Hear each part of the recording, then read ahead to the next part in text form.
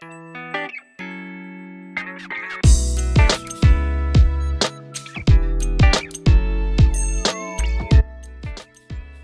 and welcome, my name's Bettina. Today I want to talk to you about the posterior position of babies leading up to birth, how it can affect your labour and birth, and some things that you can do to help encourage them to turn before labour actually starts. So some things you should know. First of all, what is posterior? And it just means that baby is back to back with you. So their head down, but their back is pressing on your back. So their face would be here. What we want actually is anterior, which means their back is to your belly, because as they come out, it means that their head protracts back and they follow the natural curve, and it's considered the optimal position for birth. So a few things to know about posterior births or posterior positioning of babies. It can sometimes mean that you're more uncomfortable during pregnancy, sometimes not though.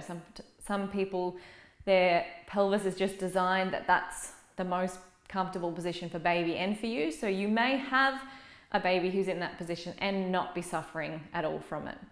Others, on the other hand, may be getting a fair bit of back pain because they're feeling baby right there.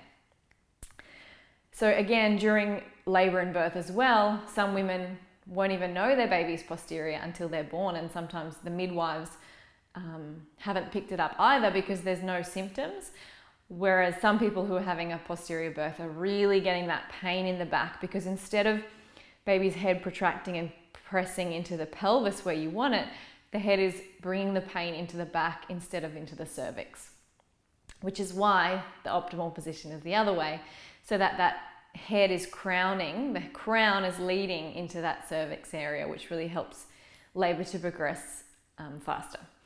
So during pregnancy, there are a few positions that are thought to encourage baby's head to be in the optimal position and to turn, and there are a few positions that we encourage you not to do if you've got a posterior baby, because it's going to encourage them to engage in the pelvis, and we don't want them to engage whilst they're posterior. We want them to hang out a little bit further and wait until they turn before that head really engages. So the big thing is, if you are a number of weeks away from your due date and baby is still posterior, please don't panic. Some babies don't turn until the last minute. Some babies turn once labour has started. Some babies are breech right up until very late stages of labour and then they turn. So it is possible. Baby does know what he or she is doing and your body does know what it's doing. So please trust that this is not a sign that you're not going to get the natural birth and labour that you are after.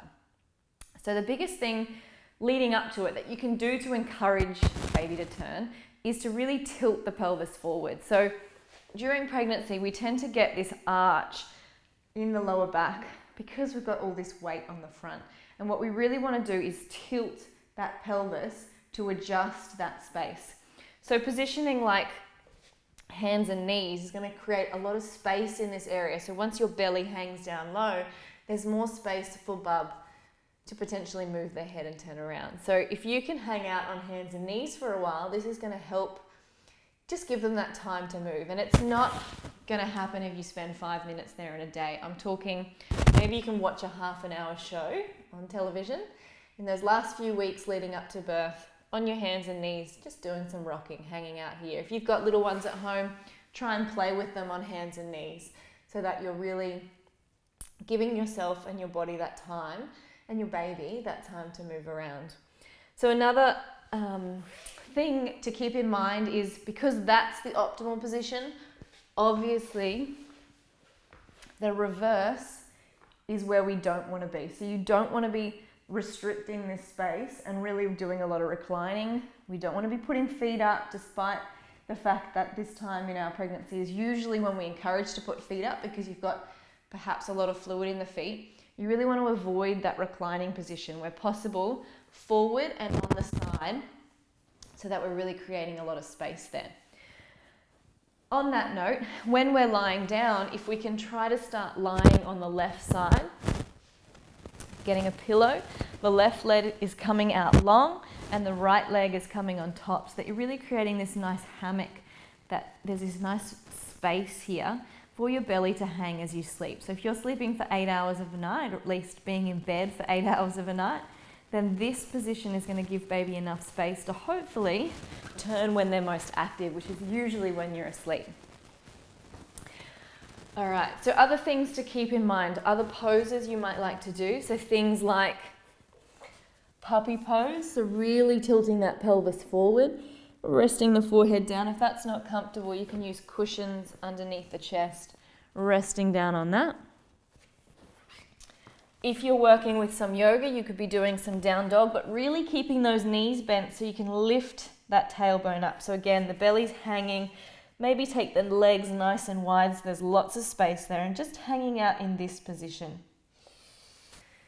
So another option that you've got is doing some inversion work. Now, usually inversions, which means turning yourself upside down, is not one that we recommend most pregnant women go to. Obviously, there's a risk of falling, and that needs to be considered. But something you can do is hopping up on the edge of your bed, and please do this with someone there to support you. So bringing the knees onto the bed and then coming off to the edge of it, taking the hands off. So eventually you end up in a position with the knees up and the hands off, so that that top half of the body is really hanging and supporting baby to move back out of the pelvis if they've come right down. So they can move out of the pelvis and make that turn before labour starts. That's one that I'll add a picture into the notes of this blog post, so that if you need to check out what I'm talking about, because obviously I don't have a bed here to demonstrate for you, that you can see what you need to do there.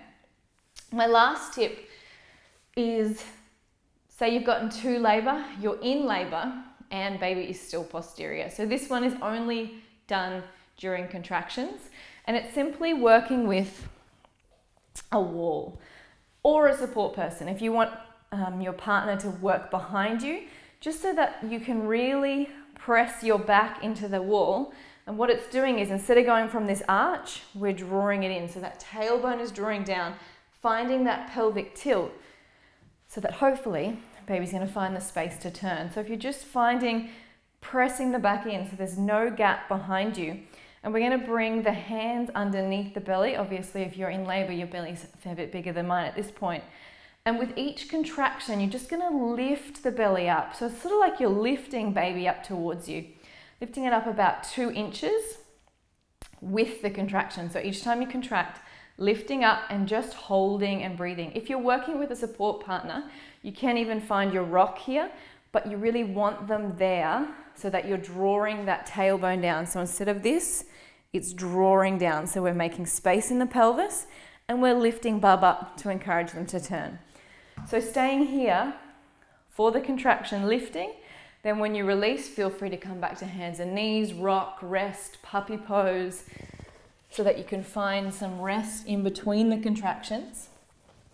And then coming back to that position for next contraction.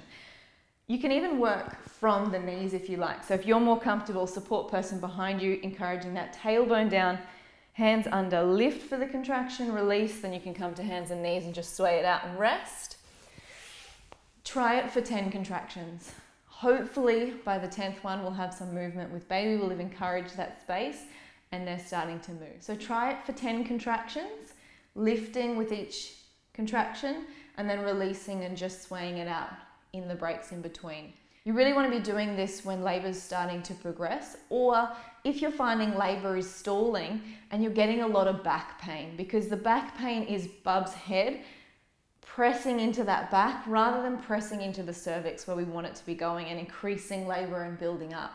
But if we're getting all that pain in the back, it might take a little bit longer for baby to get down where we want them. So we're just going to encourage by lifting them up, tucking to direct that head towards the cervix instead of into the back. So as you're doing it, you should feel that the pain is decreasing from that lower back and heading more into the cervix.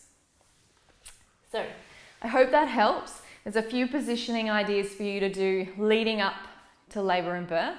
Remember, baby can turn at any time, so don't lose hope. A few other little ideas might just be really getting into that relaxed space. So getting into a warm bath, visualizing how baby should be, the optimum position. So back to your front, and really allowing yourself to have that belief that baby will turn and your baby will do exactly what it's meant to do. Another thing that you can try is chiro. So sometimes our pelvis might be slightly out of alignment, and a chiro can really help with making that space and helping with that alignment so that baby can move into the right position. I hope this helps you. Please know that if you have any questions, feel free to ask if some of this didn't make sense or you're like, oh, that doesn't feel right. So you've got some positions to try leading up to birth, and you've got one during labour if baby still hasn't turned.